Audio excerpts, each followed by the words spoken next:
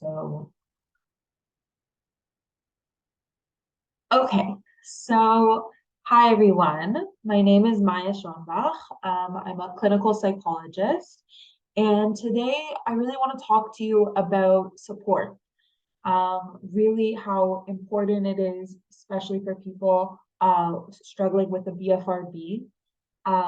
We're in the holidays now. This is often a time of isolation that people find extra difficult to cope. Um, so really one of the things that you can do is to seek out community and to seek out more support. So today we'll talk about that. And I first want to talk a little bit, just say a little word about BFRB. You can see here the slide at BFRB. So BFRB, or body focused repetitive behavior, it's actually an umbrella term that encompasses lots of different behaviors. The main types are skin picking and hair pulling, but also includes other things like nail biting, cheek biting, things like that. So I'll refer to mainly skin picking and hair pulling here, but when we talk about BFRBs, often people have more than one, or so it's kind of all umbrella term. And so just a couple of things. This talk is probably going to be about 30 to 40 minutes. And then at the end, really want to encourage you to stick around, because first of all, we'll have a Q&A session at the end. So I want to encourage you throughout the talk today to write in any questions or comments that you have in the chat, and then we'll go through them all together at the end. And then also, if you stick around at the end of the presentation, I'll have a promo code for you. If you want to subscribe to our programs like SkinPick or TrickStop, you'll have $100 off your first month of subscription. So definitely stick around for that. So let's get started. Okay, so let's just go a quick overview of what we're going to talk about today. So first of all, we'll go over a quick case example, the story of Lou, it's a pseudonym. We'll talk about some of the benefits of support groups. I'll talk about different types, so peer-led, clinician-led, and the benefits of the different types also. I'll give you some practical tips on how to support someone with BFRB. So whether you're supporting somebody else with a BFRB, if you're a parent supporting a child or someone in your family or a friend, these are tips that you can give to other people to support you if you're struggling with a BFRB. I'll talk about some specific things for support that we offer, specifically at SkinPick and TrickStop. We'll do a quick conclusion, then we'll go into Q&A. Okay, so the story of Lou. So I really want to start with a story here. So again, like I said, Lou, it's a pseudonym, so there's no issues with privacy. But I just want to start. I think it kind of talks about. It's a good example of support. Okay, so Lou met a support group leader for hair pulling disorder, or trichotillomania, while she was a client at a specialist hair loss salon in London. So Lou had been wearing a wig for over a year, and she had eventually decided to come to her first support group meeting in London, and this was back in January 2016. So in the support group, Lou was one of 15 people, and so when it came time for her to share about her story, she became extremely upset and broke down. And the group all together, they quickly comforted her. They gave her tissues to dry her tears. They were really supportive and there for her. And the following month, Lou returned to the support group. It was a monthly meeting, and the group was amazed to see her without her wig.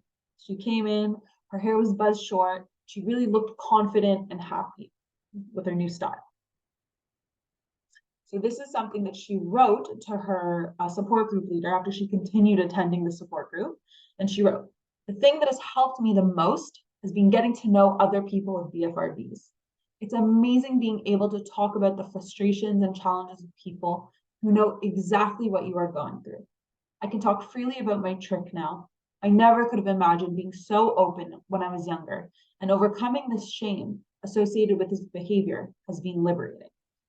So really, this is just one example of the incredible change and resilience and strength that can be gained from joining a support group, specifically a BFRB support group. Okay, so now, like we saw from Lou's story, there's a lot of different benefits of support groups. So let's break them all down together now.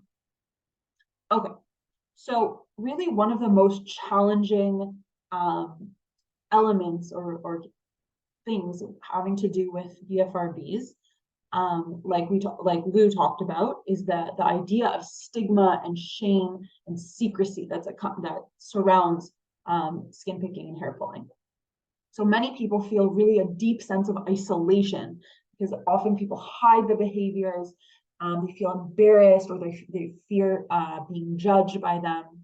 And so this really starts a cycle of guilt, self-criticism, isolation, and then this really exacerbates kind of the emotional burden.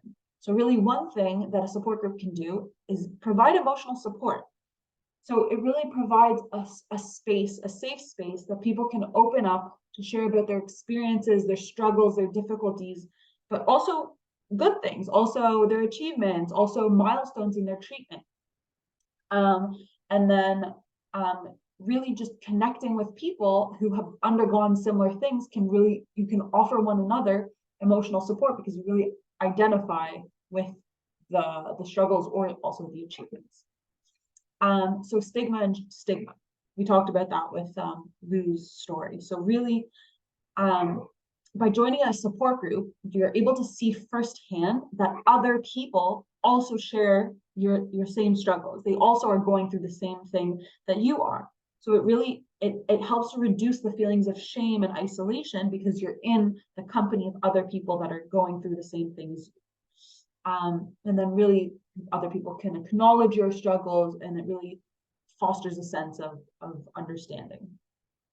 Coping strategies. So sharing coping mechanisms with each other in a support group is really effective. People can share with one another. If there's a clinician, we'll talk about that later in a bit. But you can gain a lot of education about different strategies to try and to cope with the urges, to cope with triggers. So that can be really, really helpful. Practical tools. And then motivation. Struggling with a BFRB and learning to cope with it, it's a lifelong battle, really. So dealing with it takes patience, it takes resilience.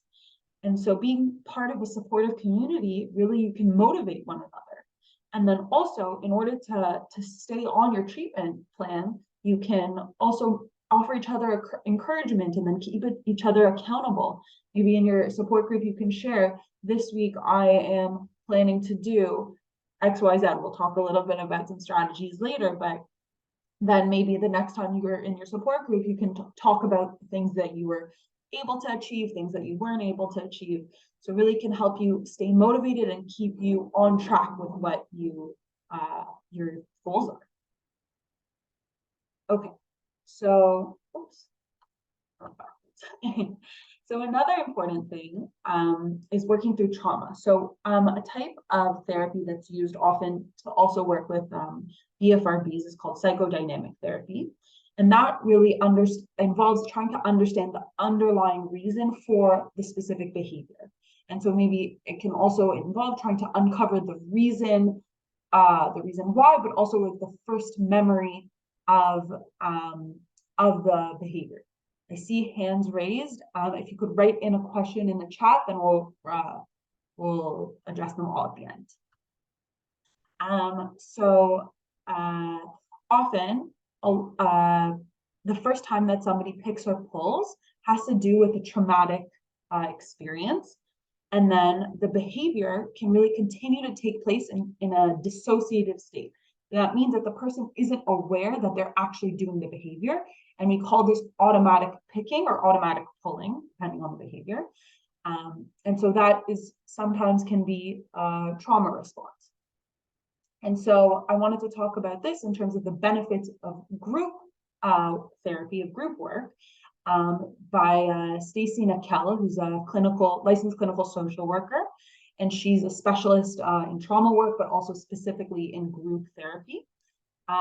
And so she wrote, if one group member discusses traumatic material, I may notice that another client has checked out emotionally with their eyes glazed over, which may be indicative of a dissociative response. So like we said, like this automatic behavior maybe, or a dissociation.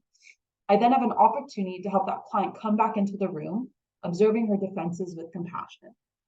So really, it's the idea here, what I'm trying to highlight here is that in a group, it's not just the content of things that are being said, it's also the reactions, the interactions between all the different group members. And those are things that can be really harnessed and utilized in terms of therapeutic gain. And so really, these are all, the interactions are all really important ways to gain support also. And then another important idea, also from Stacy and Cal, is the idea of an individual therapy versus group therapy and group dynamics. So Stacy and Cal wrote about the idea that if you're in one-on-one therapy with a therapist and the therapist tries a certain intervention, it may not work one-on-one, but in a group setting, it might work. So here she gives the example, also, that's another pseudonym of Rose. So privacy is okay. And so she wrote, in individual therapy, when I would notice her pulling out a hair, I would ask her to put words to her feelings. Her answer was always some version of, it's just a bad habit. And the two of us went through the same routine several times during group sessions. And then one day, she was pulling out a hair, and a group member said, Rose, your hair pulling is driving me crazy.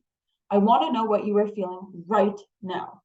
And without a pause, Rose dropped her hand from her hair and answered, I'm irritated. Stacy's annoying me.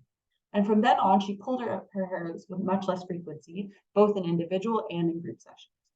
So really, this is to highlight the idea that sometimes an individual person, no matter how good the relationship is, no matter how much time you've been in therapy with your therapist, sometimes there's something about a group dynamic that really can make a difference and offer a different lens and a different aspect of support and create change. Okay, so we've talked about some of the benefits. So now I want to talk about different types of support groups and the benefits also of each kind.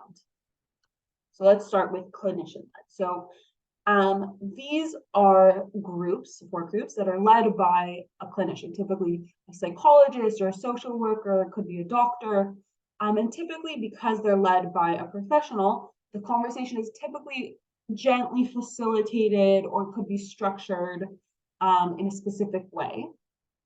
And a benefit of this is that typically you have opportunity to ask the professional, to ask the clinician different questions. You can ask them about specific tips or different skills that you may, techniques that you want to work on, and you can gain education in that way. So some groups are actually skills-based, which means that the therapist teaches the group skills and then the group practices them together. And then through that practice, they offer each other support. So that's a great opportunity to learn new skills.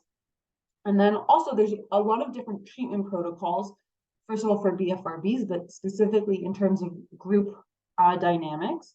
So therapists could follow a specific treatment protocol. And typically, I'm not quite sure actually about research on this for BFRBs, but typically in terms of group therapy settings, like I know for DBT, which I'll talk about a little bit later, there's a lot of research done on treatment protocols, and really very highly researched treatment protocols have shown to be effective in bringing about change.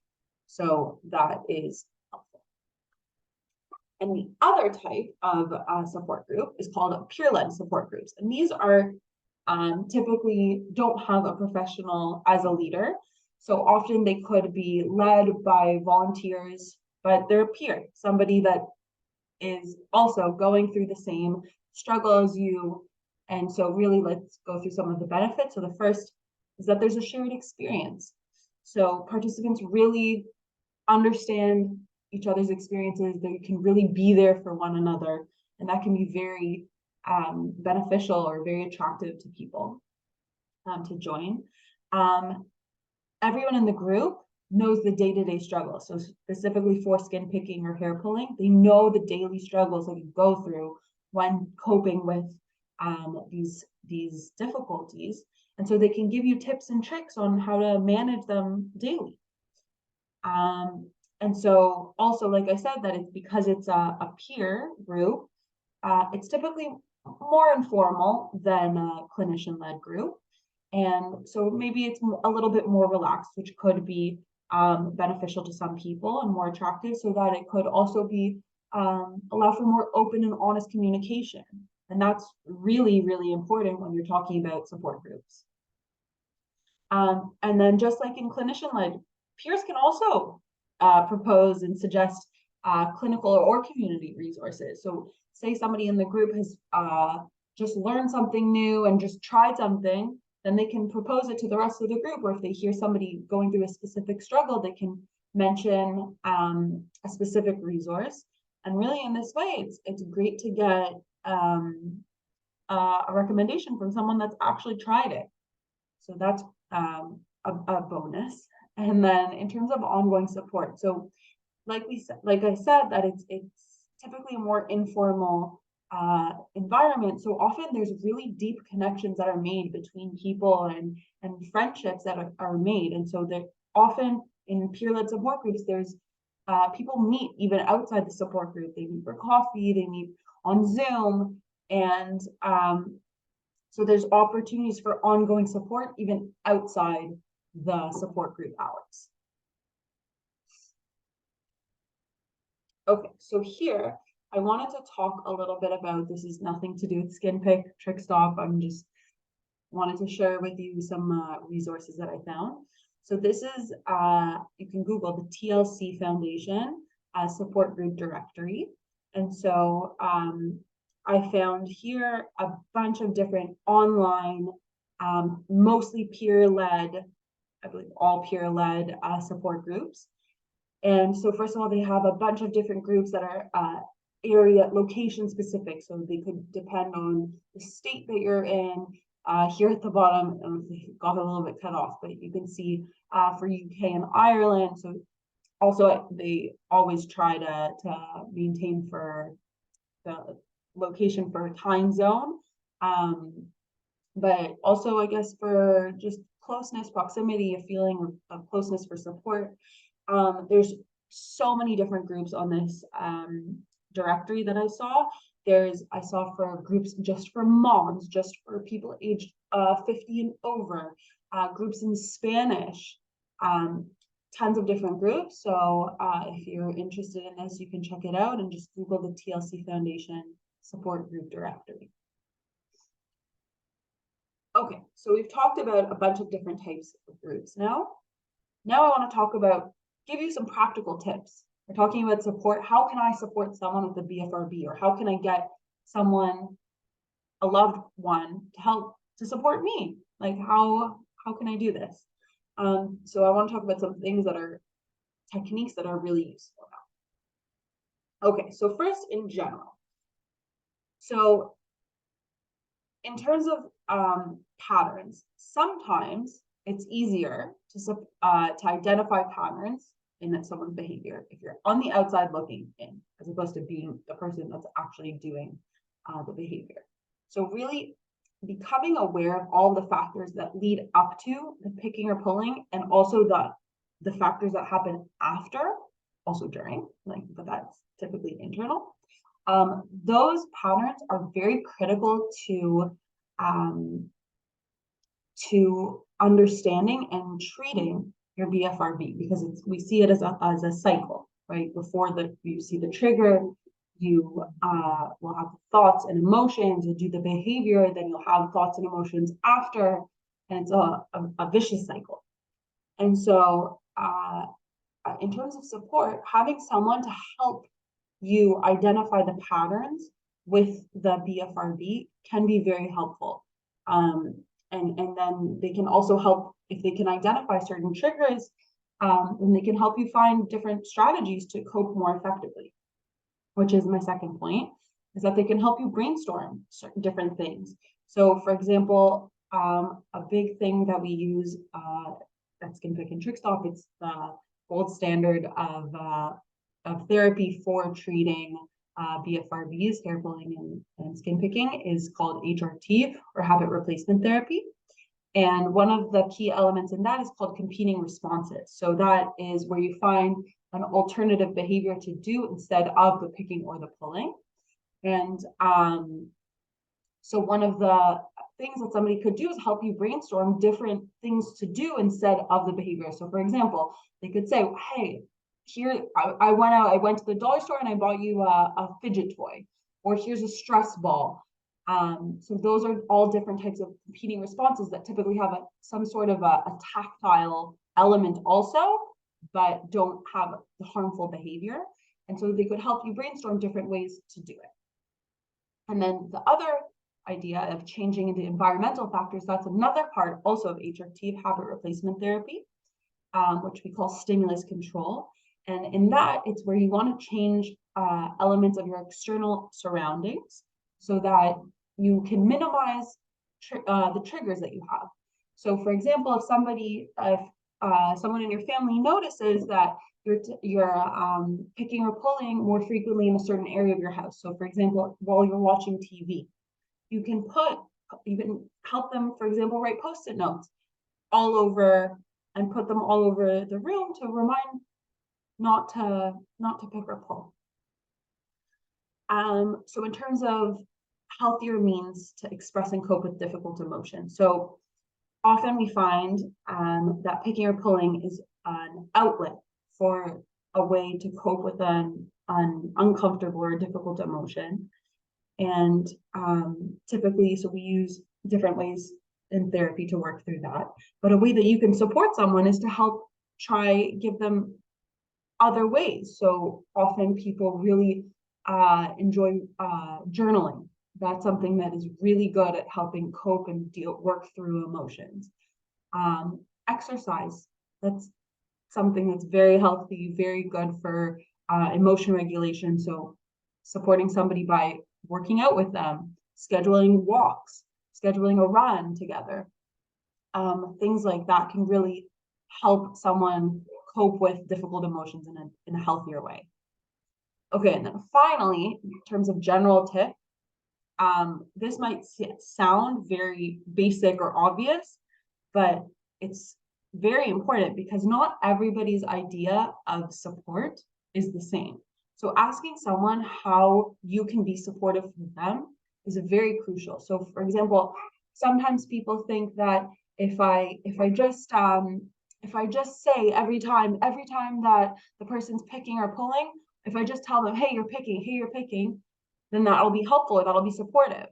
But then, like we talked about earlier about the idea of stigma and shame, it might make the person feel more embarrassed and then maybe hide it more, and then vicious cycle. So it's really important to ask the person, how can I best support you? Where can I best support you? Maybe they want to be like notified that they're picking or pulling, but maybe only at home. So this is something that's really important. Okay, so now I want to talk about validation. So validation is a crucial component in building interpersonal relationships in general, but especially for providing support. So validation involves acknowledging and accepting other people's thoughts and feelings without judgment. So I should put in the background some different statements that you can see that are validating statements. So they are known to like foster empathy. And so for example, what I'm learning about you is the question, how can I best support you? What I hear you saying is, so now I want to talk about some specific techniques about validation. So these techniques, these validation techniques here, they're based off of DBT. I mentioned that earlier, or DBT is dialectical behavioral therapy, which is known for group work also, aside. And so these are being deeply researched. So, okay, so active and mindful listening. So an important thing in active listening is, first of all, maintaining eye contact. really being present, being with the person, not being distracted on your phone, watching the TV, really giving the person your full attention. You want to also avoid interrupting the person while they're speaking, and really want to be fully present while they're speaking, and then also try to avoid fixing the other person's problem. So avoid jumping straight to, oh, you should do da da da da. Being present, being with them while they're listening, trying not to plan your response in your head while you're listening. Listen. So it sounds simple, but it's hard. Reflective validation. So this is often done as repeating back or paraphrasing what the person said. And this is really important to make sure that you understand what they are saying to you. So, and to make sure you've understood their message. So it could be something like, it sounds like you're frustrated because da da da da. And really this reinforces that you're actively processing what they're saying and acknowledging their feelings, acknowledging their message. Okay, so then validating emotions without judgment. This is very important because you don't want the other people to feel judged or criticized. So you really want to express that it's okay to feel the way that they do, and that it's important to accept how they're feeling, accept their feelings. So this is an important technique. And then nonverbal validation. So a big one is body language, right? So you don't want to be sitting crossed with your body closed off. You want to be sitting open, so that you can listen to them. Sometimes nodding while people are talking is helpful, really to make them feel that you feel that you're with them, to convey that you're empathizing, you're understanding them. So these are ways to help them feel supported. And then finally, to encourage and acknowledge their efforts. This is really important. So to notice and to say, wow, I'm so proud of you, or that was such a big step that you did. If it was writing the sticky notes and putting it around, or signing up for therapy, these are really important things to recognize someone's progress, really, no matter how small it is. So this is an important technique also to make someone feel supported. Okay, so normalization now. Let's talk a little bit about that. Normalization is really another key component of supportive communication, and it kind of builds on validation. So it involves conveying to others that their experiences are not only valid, but also shared by many people. So that's the building on. So now let's talk about some normalization techniques also through DBT, and these are really all ways to make someone feel supported. Okay, so to universalize their experiences. So you really want to highlight the commonality of people's experiences. So really to express that people facing a similar challenge would feel similar things. So you could say something like, it's not uncommon for people to feel like that when they're in that situation. So that's something to universalize it. Sharing personal examples, that's a very good technique if it's appropriate. So if you feel comfortable, if you feel that it's appropriate for the other person in the setting, so to share personal examples, so that really makes the other person know that there are other people out there also going through it, and feeling similar emotions and going through the similar challenges. But again, I want to emphasize, make sure that it's for the other person to support them, as opposed to, I want to share my own problems now. So that is, but that is a really good technique. So to affirming the diversity of coping styles. So that sounds complicated, but really what I mean here is to say that everybody copes with challenges in different ways. there really is no one size fits all approach to dealing with things, to dealing with skin picking, to dealing with hair pulling, to dealing with anxiety, fear. There's no way, one way for every single person. So you really want to validate the other, their way of coping with things, and reinforce the idea that everybody has their own unique way of coping with things.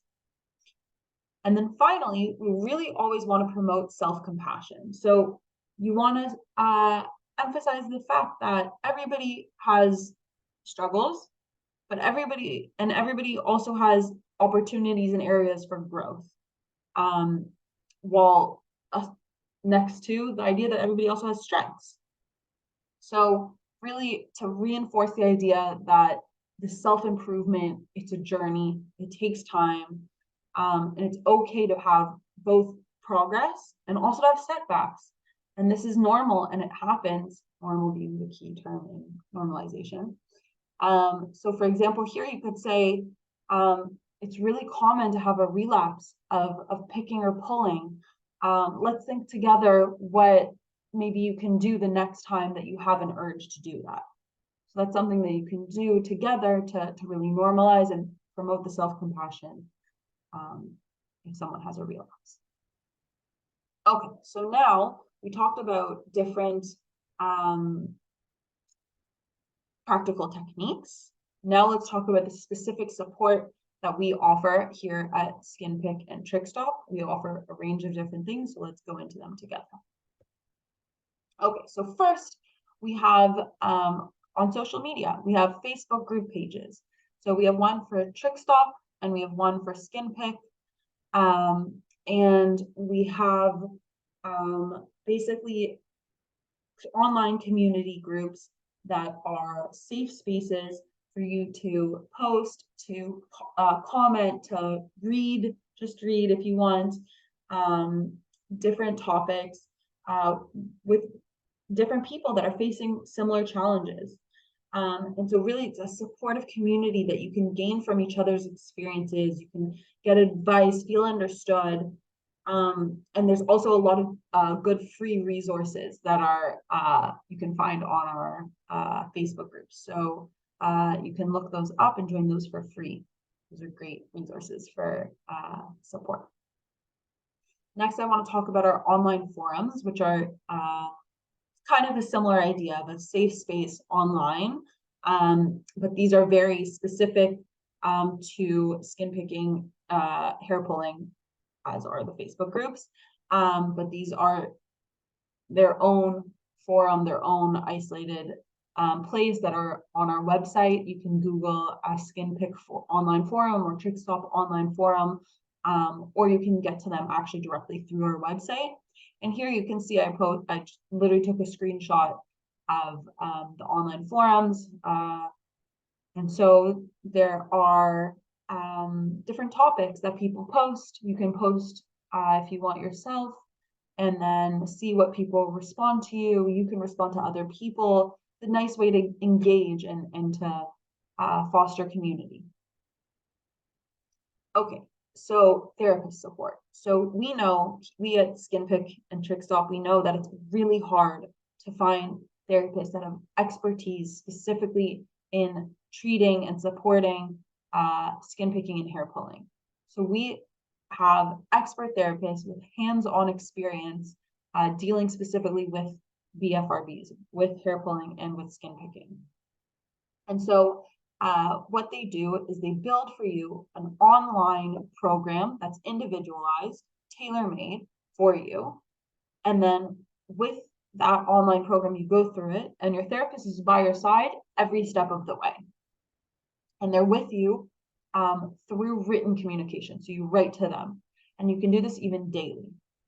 And so what your therapist does is they review your progress. They review your sessions and your progress in the sessions and your exercises and your assignments. They respond to you. They can tweak things in terms of your practice of the certain techniques.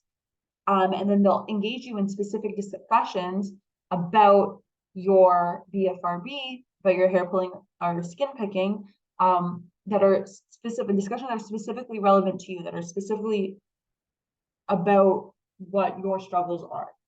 And they're really there to answer any of your questions, even on a daily basis, which is very rare. Okay, and so finally we started this all off by talking about support groups. So I'm talking back to talking about support groups.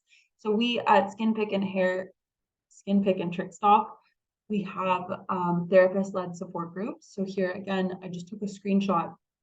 You can see they take place multiple times throughout the month to accommodate for different time zones. And so these are for our subscribers. Sorry, I didn't mention this. Also, the therapist support is also for subscribers. You need to subscribe in order to gain access.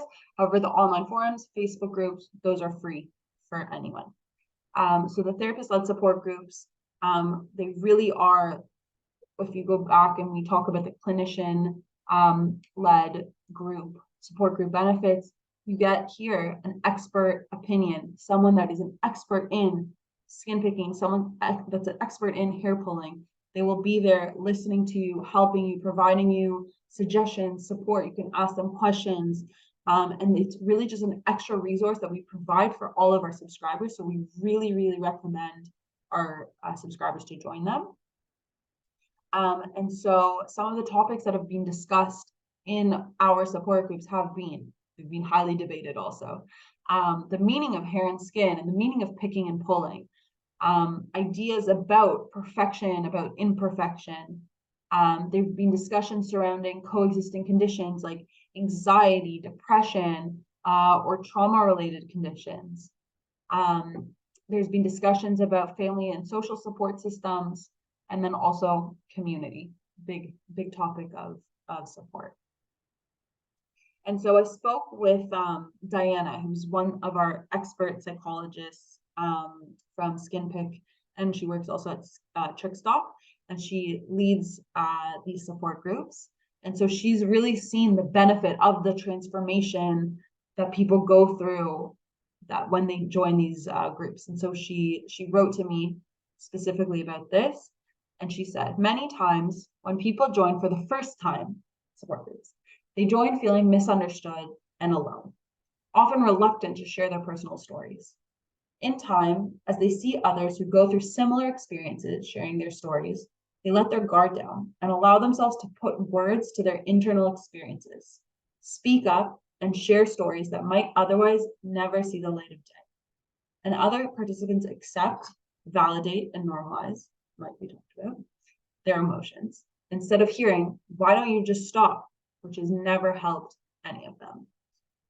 So I wonder how many of you identify with the idea here that some people just say, just stop.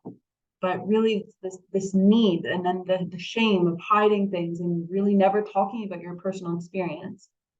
And this desire, maybe not even knowing that you have this desire for support and for identification and to connect with people that are going through very similar things. So this is really something that is so special about support groups. So I just wanted to do a short conclusion before we go into Q&A. So first we started off with the story of Lou, which is really just a great example of the change and the strength that you can see from joining a BFRB support group. We talked about the benefits of support groups. So emotional support, reducing stigma, coping strategies, that support groups can be motivating and you can hold each other accountable. We talked about clinician and peer-led support groups as being the different types. And then we talked about we talked about practical techniques on how to support someone with a BFRB. So we talked about the general tips. We talked about validation techniques, normalization techniques, and those are all based in sound research. And then I talked about some of the support that we offer here at Skin Pick and Trick Stop. So Facebook groups, online forums, these are for everyone.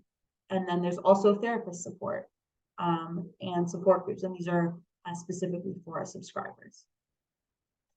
So I really want to thank you all for your attention. And if you want to email me, here is my email address. And if you have any questions about our program, you can email customer support. There's one specifically for skin pick, one for trick stop, depending if you're struggling with picking or pulling. And as I promised, there's a $100 discount for the first month. If you subscribe, you can use the promo code webinar100 and you'll get a $100 discount. So thanks for listening. And now let's start Q&A. Okay, so somebody started off by saying my voice cut out. I'm really sorry. I hope it worked better. Okay. And also, if anyone has any had any technical issues, if I had technical issues, the recording will be sent around to everyone who signed up. It will also be posted on our YouTube page. Okay, so somebody asked, what's the ideal number of people in a group, and do the people need to be at the same level of skin picking severity? That's a really good question. I believe that groups are typically they completely vary. I think if they're in person, you would ideally want to limit them to around 15 people. That's a frequent number that I've seen in terms of support groups. And if you want, you can have them all at the same level of severity, but there also is something nice about having people that have worked on their skin picking and they've been able to reduce the severity, and then the people that have more experience that they can share their coping techniques with people that are a little earlier on in their journey. So I think it's very dependent on the people that are there.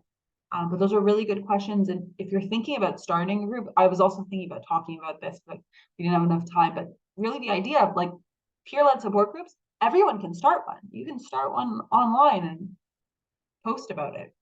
So, but yeah, I would talk to the people that are interested in joining and ask them these questions. Really, really insightful. So to avoid pathologizing language. Okay, sorry, you're right. I maybe didn't talk about this enough. So really important to not make someone feel stigmatized about their behavior. So you could say, instead of saying skin picking disorder or trichotillomania, which sounds scary, you could say that your struggle with skin picking, your struggles with hair pulling. It's a little bit of a softer language. It's a little bit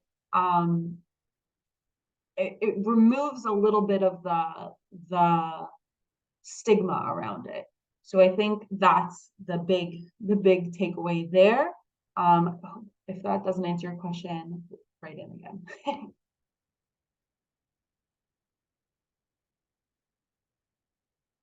Okay, so somebody wrote, can you please discuss how to open a conversation with a person to offer support and assistance?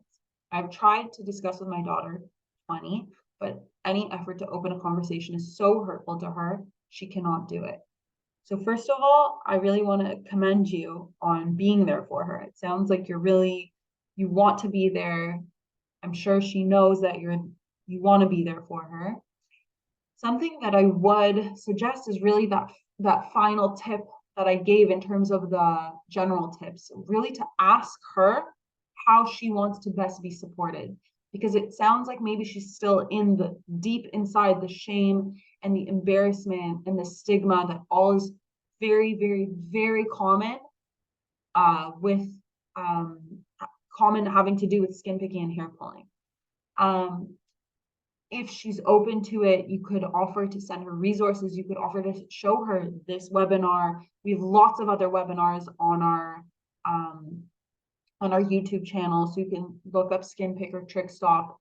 And if you want to show her one, if you want to ask her if she'd be willing to look at them together, that could be something. Because I think something really is the idea of being there with her and trying to not increase the vicious cycle of the shame and the embarrassment. I hope that helps. Another question, good question. So another question is, how much time do I need to be in the skin pick program for it to work? So this is tough to answer because it's very different for every person. But we do see from past clients symptom reduction within 3 weeks. And we do see it varies between people though. The degree of the symptoms from when you start, how frequently you're working on the program, how much work you're putting into it. There's so many factors that go into it. But like I'm saying, you have this $100 discount for the first month. You could try it for a month, talk to your therapist daily, and then express if you get to the end of the month and you don't feel like you've made any significant progress or you don't feel like you're connected, you can always cancel your subscription. So that's also something. So yeah, if you want to further email me or email customer support to find out more details about the program, just send an email. Another question is, can I heal from skin picking? Can I heal without therapy? That's a big question. I think it depends, right? I think skin picking is often a symptom that comes up because of a lot of difficult emotions that you're dealing with. It's a behavior that you do either automatically, like we talked about, without you being aware of it, or you could be conscious while you're doing it, but you're not able to stop it no matter how much you try. Yeah, maybe you could heal spontaneously without therapy. From our experience, people often need some evidence-based therapy, which is what we provide, that are based on techniques that are grounded in sound research, and show to make drastic improvements. So that's from our experience, what works the best. Okay, so another question was, no computer at their home. I tried fidget toys, blanket hats, cap, etc. to no avail. Suggestions for hair pulling. There's lots of, so you're talking about both competing responses and stimulus control, which are the key elements of HRT. So really not doing a replacement behavior or modifying your environment. You can check out, we have webinars specifically on these topics, and you can check out any different suggestions for that. But it really can be a wide range of things. You need to find the one that works specifically for you. And like I've said, if you want one-on-one therapy with an expert therapist, TrickStop could be a really good resource for you. Another question is, did you say the original episode of picking is associated with an experience of trauma? My daughter is now 9, but has skin picked since age 2. It's beyond frustrating, but we finally found a therapist who seems to be helping. I'm now dealing with my shame. So, okay, the original episode of picking is not necessarily associated with an experience of trauma. Not necessarily. It could be. That's what I put it as one of the benefits. Definitely not always. But that is something, it's a possibility. So it's really great that you're dealing with your difficult emotions surrounding it as well. And I wanted to let you know also that we have a parent program that we offer for parents of children that are struggling with skin picking and hair pulling. And since your daughter's 9, I wouldn't suggest her to go through our program. It sounds like you have a therapist who seems to be helping. That's great. But for you, if you want to work through your own difficult emotions with dealing with your child's difficulties, your child's struggles, then maybe this is a good thing for you. You'll learn, you'll gain your own psychoeducation all about the disorder. You'll gain your own techniques on how to work with your daughter and how to deal with your own personal emotions as a parent, which is really important. Another question, also the person is older and has dementia, how to say don't pull or stop, need some suggestions. I don't know which question you were adding on to.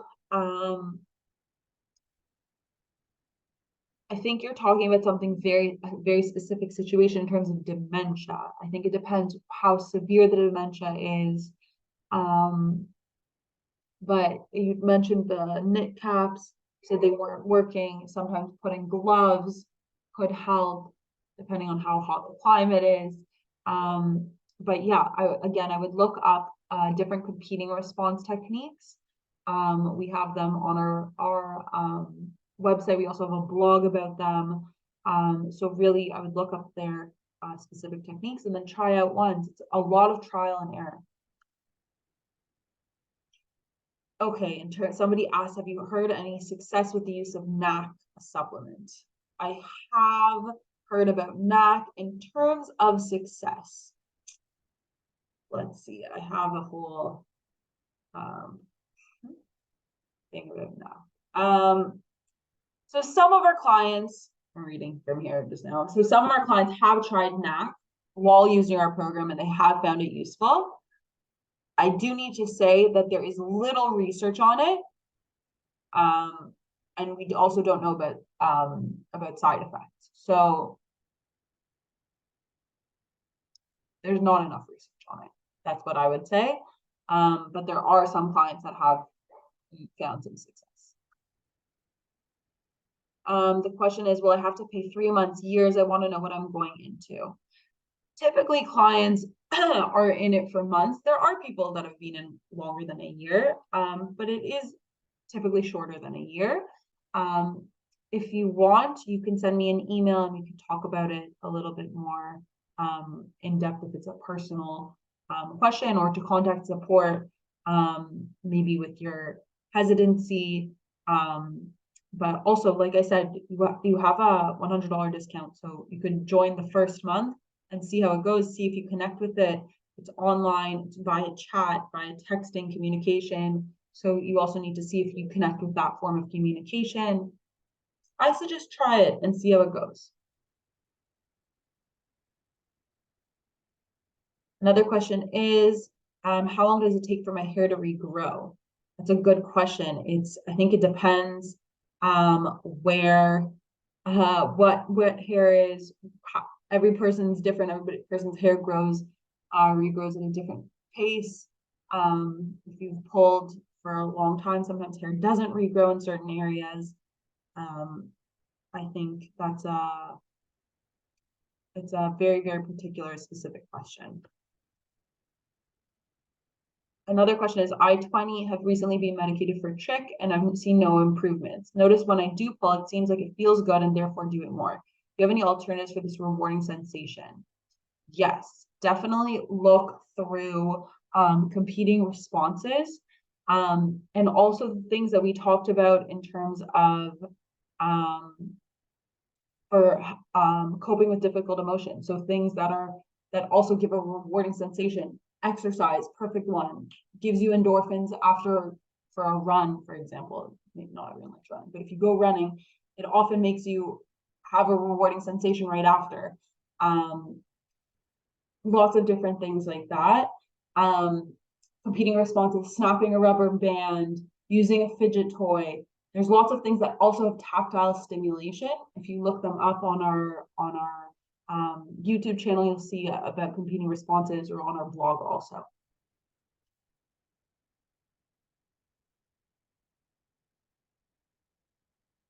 Okay, so the person has dementia, they don't realize they're doing it, and when you say, what are you doing, this kind of question, they reply is, I don't know. They may not be able to communicate this to you. And the gloves didn't work either. So it sounds like maybe there is also maybe more advanced dementia.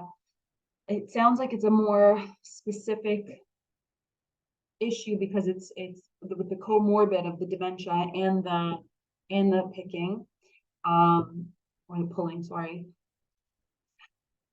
Maybe I would look through the different competing responses, that's what it's called, the competing responses techniques, and see if you think there's something there. I would do trial and error with different types of techniques, and also stimulus control. So like you already tried with the knit cap, it's a great one. gloves, you already tried that. That's another great one. But ways to also reduce the triggers for the picking or pulling. But it also sounds like maybe there's an idea, the element of awareness, which is maybe making it more difficult.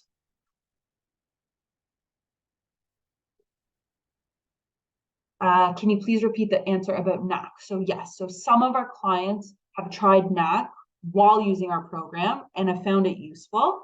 I do need to emphasize that there is little research on it, and we don't know enough about side effects also. So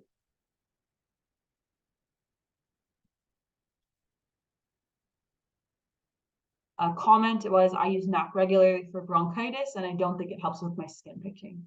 Okay, so again, different people have different experiences. So again, like I said, NAC doesn't have a lot of research for picking or pulling. Another question about my 9-year-old, her picking seems to be moving from face to arms to legs and now hands. Would you say the underlying problem is not being addressed? It could be. You said that this is your daughter that's in therapy right now.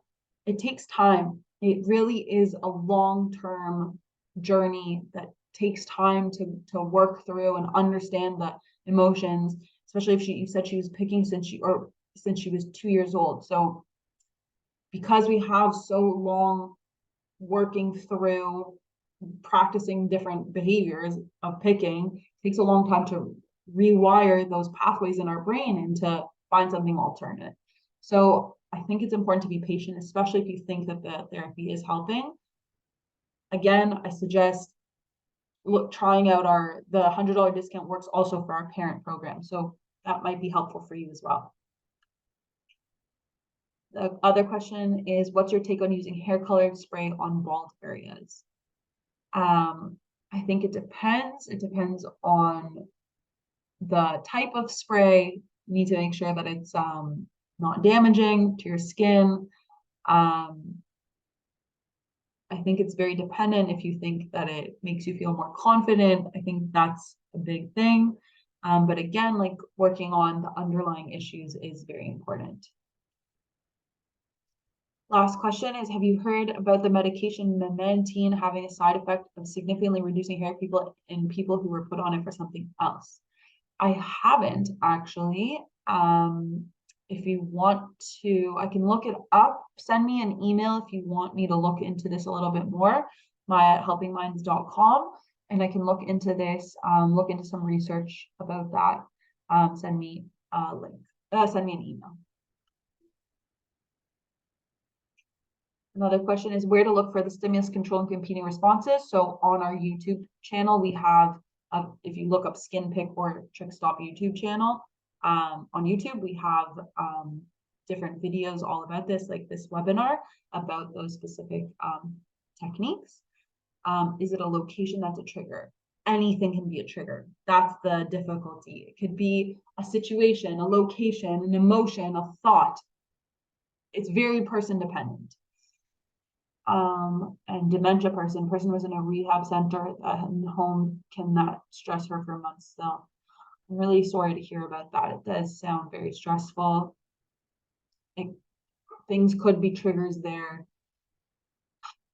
It is very difficult, and it sounds like it's a secondary issue, this idea of the pulling there.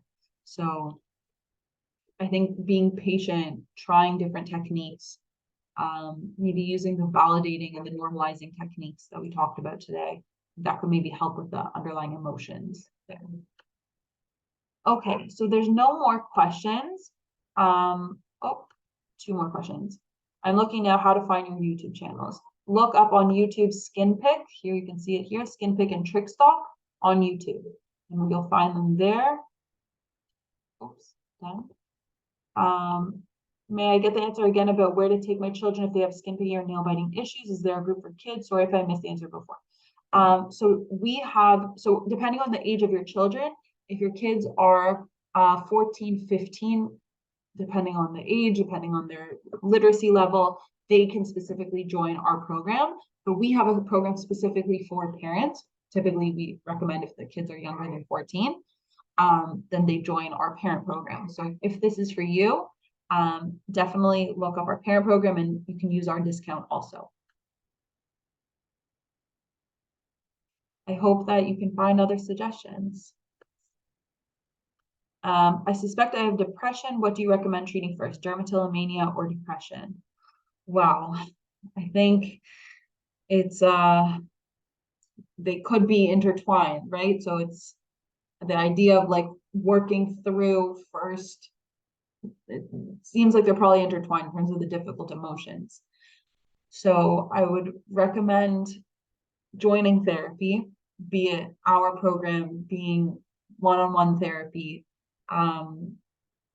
But therapy definitely is important, especially to treat both dermatillomania, but also depression. It's very important to work through those difficult emotions and to get support, which is really what this is all about. Another question is there a safe supplement for trichotillomania with dementia? That's also a very good question and a very specific situation that I'm really unaware of. Again, if you want me to look into some research about that, send me an email at maya@helpingminds.com with your question and I can look into that for you. Okay, there's no more questions and we have run out of time. So if you have any more questions, please email me, maya@helpingminds.com, and I'd be happy to answer them. Thank you for joining, and I hope you guys have a nice day.